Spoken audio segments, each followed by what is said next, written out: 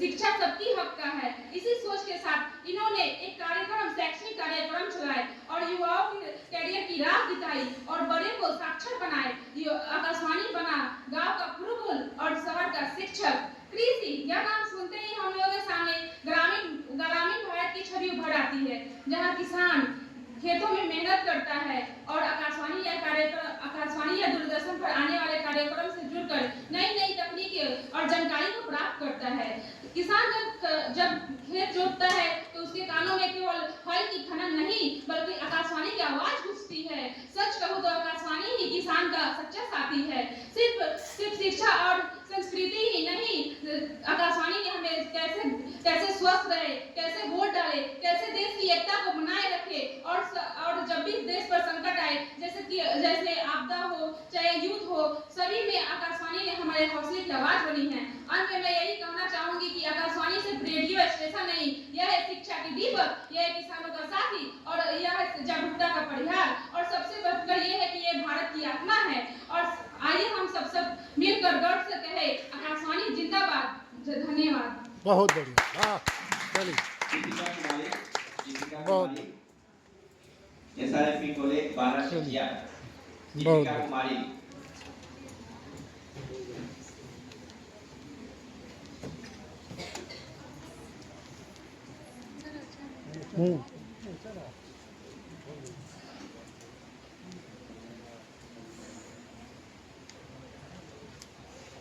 आवाज जब बनी थी उम्मीद का सहारा, आवाज जब बनी थी उम्मीद का सहारा, तो गूंज उठा था हर दिल का किनारा।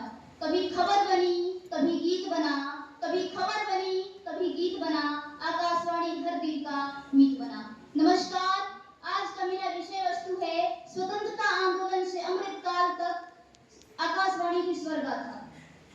साथियों, आकाशवाणी केवल तकनीक का इतिहास नहीं है, यह भारत की आत्मा का इतिहास है। 1936 में जब इसे ऑल इंडिया रेडियो के रूप में स्थापित किया गया, तब यह किसी ने नहीं सोचा था कि यह करोड़ों भारतीयों के दिलों की धड़कन बन जाएगा।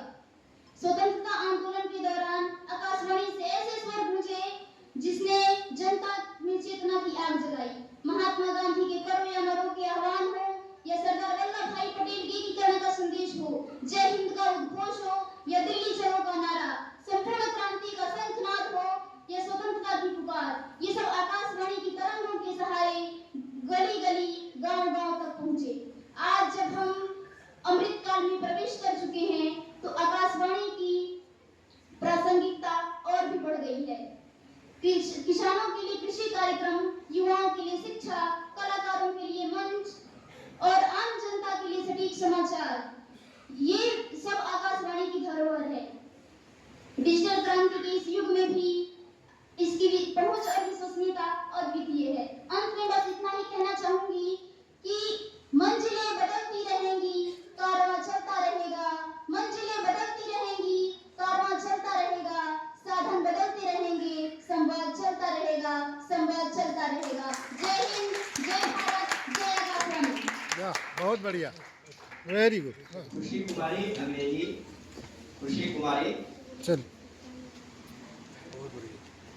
इनके बाद मैथिली विभाग के 2 छात्र हैं, विकास कुमार मिश्रा और श्याम भरोस कुमार। कृपया आप तैयार रहेंगे।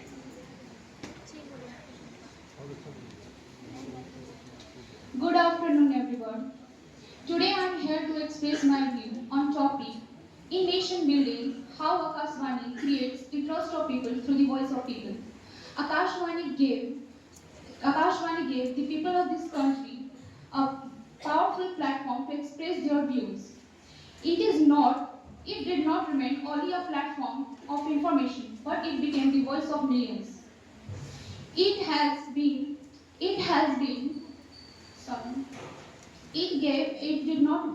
did not remain only a platform of information, but it became the voice of millions.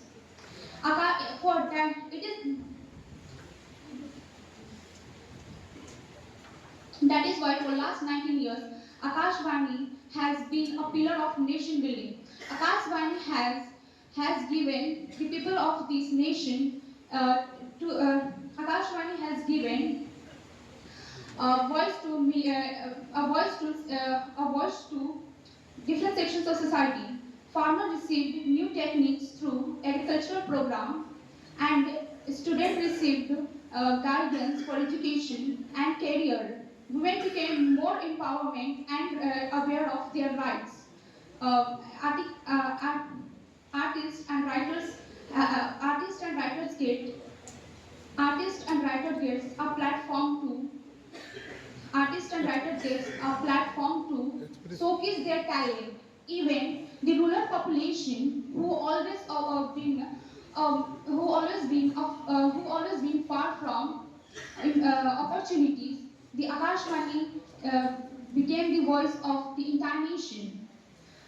From north to south, from east to west, Akashvani connects every language, every culture, every tradition. It gave a platform to folk songs, classical music, and dramas. Hence, Akashvani was a pillar to nation building. It promoted diversity, unity, and prosperity to our nation. Thank you, everyone. Thank you. बढ़िया विकास कुमार मिश्रा ये बढ़िया ये तो भी रोटे वाला क्या ये जाएगा